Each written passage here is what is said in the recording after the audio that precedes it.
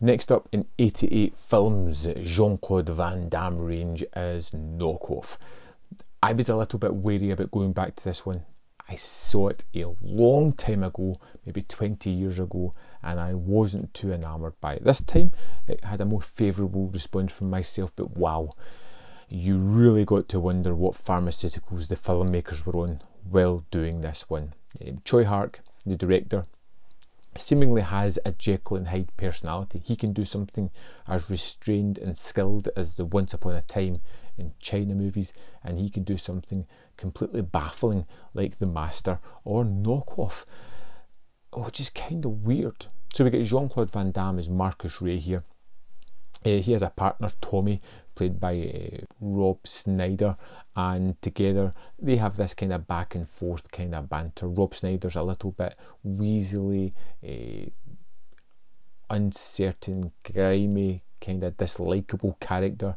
Jean-Claude Van Damme's Marcus is a character who wants to be a good businessman, but has been known to do a lot of dodgy dealings in Knockoff. But he has some legit dealings, but unfortunately there's another story of a Russian mob or something who are putting microchip bombs into fake devices, and they have implanted them into a load of genes that Marcus is about to sell, and that's the basic plot. But ultimately, to break this thing down, it was completely mental and kind of hard to follow a lot of things that were going on.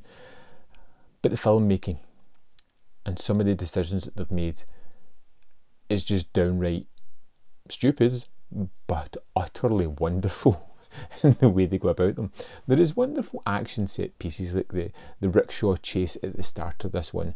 There is a fantastic van chase near the end as they go to raid a factory of sorts. For some reason, it's never quite explained, but there is a booby trap for one of the guys where when he opens his safe, and I just laugh thinking about it, someone has set off a rocket, so it triggers it, and is going to fire him out and explode somewhere. I mean, I'm sure there was easier ways to do it, just even a simple detonation bomb, but no, an actual rocket. So we get to see the guy going wide-eyed before it hits him, firing him into the ether.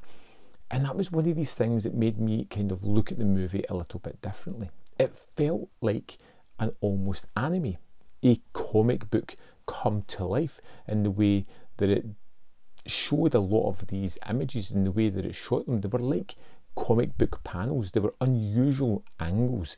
They were strange wide-eyed, strange point of view angles. There's a moment early on where they're being berated by somebody who's chastising them for selling fake jeans, and they are almost pictured like two little boys being told off by a teacher. They're a high up angle on our two characters, and it's just odd, but in a kind of entertaining way. There is double crosses, triple crosses. There is excellent fight scenes.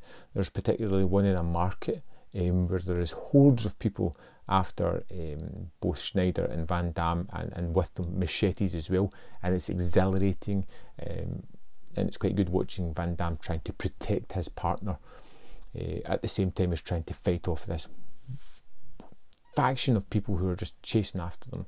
You get Paul Sorvino in this one as well as one of the guy's handlers. I won't explain why that comes into it, but people are, like I said, double, triple crossing each other constantly throughout this one. It's incredibly silly, but I think that Van Damme actually goes at this pretty straight.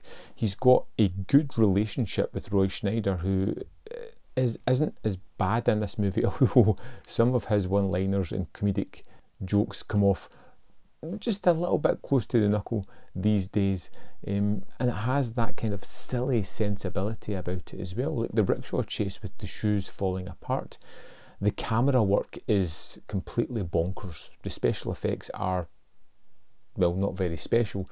The tanker fight sequence at the end is wonderfully elaborate. The bloodlust in this one is strange as we watch people explode throughout the movie. The fake green fire is just awful, and it's a movie that falls right into the middle of being average. score-wise, probably a 2.5 out of 5. That's extremely poorly made. Weird decisions that don't often pay off, but because of the acting, because of the choices, because of the story and the way it's filmed, it creates something that's really enjoyable, something to get behind and just cheer on. I was captivated during this. I was surprised, I was shocked, and I was often entertained. It was a wonderful experience. Highly recommended. It's a crap movie, but it's incredibly entertaining. I'd love to know your thoughts on Knockoff. Let me know in the comment box below. I'll see you next time on Man v Film.